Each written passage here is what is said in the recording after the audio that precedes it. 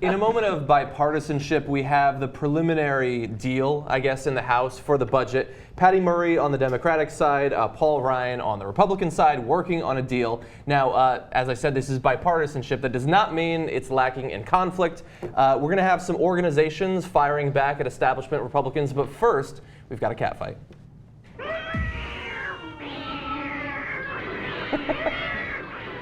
We haven't used that in a while, have we? No, that was fun. So earlier this week, Marco Rubio attacked Paul Ryan, saying that he didn't like the deal. Now, he's backtracking a little bit, but in the interim, Paul Ryan attacked him, saying, you haven't read the bill, you don't know what the details are. It's just sort of a knee-jerk reaction.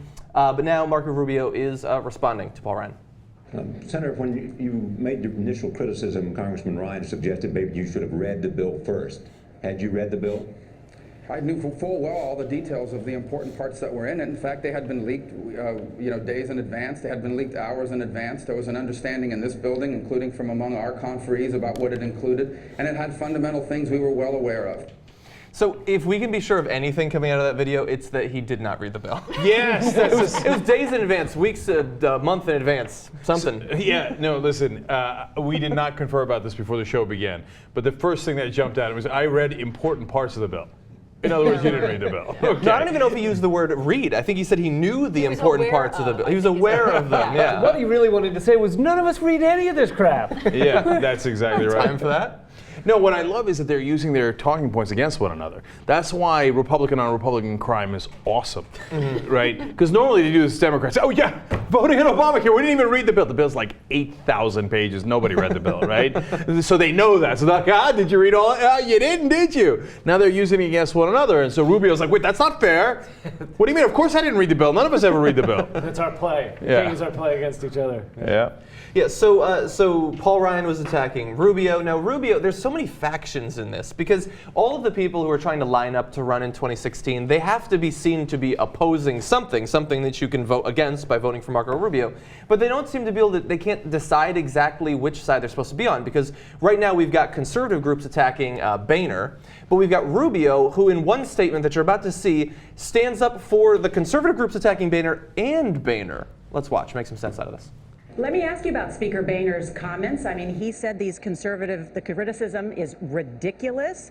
He blamed them for the shutdown and said they've lost all credibility. Do you agree or disagree? Well, look, I think outside groups have a right to express their views. There are outside groups on every issue, on both sides of every issue here. And I have respect for Speaker Boehner and respect for Chairman Ryan and the work they're trying to accomplish.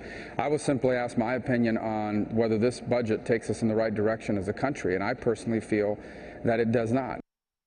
I like that Ali G moment. Respect the Boehner. Respect the Heritage Foundation. They're using the right kind of technology. Okay, but in essence what he's saying is, no, don't get me wrong. I'm running against Paul Ryan in the presidential primaries. Yeah. That's the guy I'd like to attack. Everybody else, I'm cool. Like, hey, vote for me. Yeah, now we've also got, as it was alluded to there when he's standing up for the Heritage Foundation very angry about some of the things Boehner said when he attacked. I think it was pretty clear that he was thinking of them, but he just talked about outside groups in general. Now, the Heritage Action CEO is going to respond to Boehner. Some of this clearly is the speaker frustrated by the shutdown strategy. Let me play what he said, where he seemed to be referring to you personally.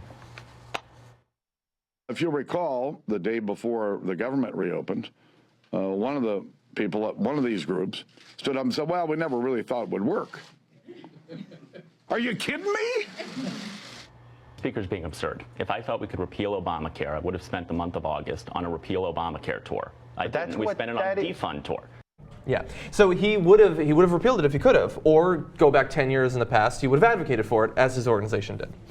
Yeah, in the first place. Guys, is there any real difference between defunding Obamacare, in which case you can't apply it at all, and repealing it? Or is he like, yeah, I don't know, we're just kind of swinging wildly and Boehner's kind of right on this one? I think it's swinging wildly and Boehner's kind of right, and it's not really about anything actually getting done or any actual policy. This is just them fighting it out. We're going to have at least 3 more years of this through 2016, which is really depressing. It's entertaining to watch, but it means nothing will get done as they push each other to the right even further and further and further. It is interesting to see him go after these think tanks, which are the reason they have any power to begin with. All the money that's coming from the Koch brothers and everybody else. It's interesting infighting. I'll give it that. Yeah, this cat fight is larger than we expected. It started with Rubio and Ryan, and a lot of alley cats have entered, right? And then you got Boehner, and you got Heritage, and this is the best kind of Republican on Republican violence, where they really bleed each other a little bit, because now Boehner's going to lose some funding, but then they're going to split the Republicans. In the House, it's already passed, but in the Senate, is Cruz going to do more antics with filibusters and such? It's he interesting. That he won't. Yeah, but who knows? With him. Yeah, I mean, last time it was mission accomplished for him, for his purposes, because Time even put him on Man of the Year possibilities. He was among the top 5. Okay, but I think that he understands he would overplay his hand if he did another filibuster here. Another fake filibuster. Yeah, Let's be clear. But look, here's the main takeaway from this that I find the most interesting, even beyond the particulars of the budget fight, is I have never seen a Republican criticize the Heritage Foundation.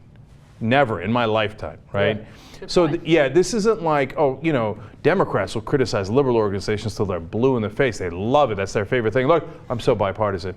I hate Move On. Like I want to shiv Move On in a dark corner of a jail cell, right? they love saying stuff like that. Oh, Adam Green. Oh, I want to gouge that guy's eyes out, right? And they send Rahm Emanuel to yell at him and all this stuff, right? But on the right, they never say anything bad about their big organizations. That's what, as Lee pointed out, that's where the money comes from. Yeah. I mean, maybe it's because Boehner's moving out, so maybe he feels a little bit more emboldened. But what's also interesting is now these groups are like, all the things that Boehner did in sticking up during the showdown, government shutdown, all that stuff, now worthless. Now Boehner's a piece of crap, warmed over liberal, taxes spent, some of them a bitch, right? So it's on.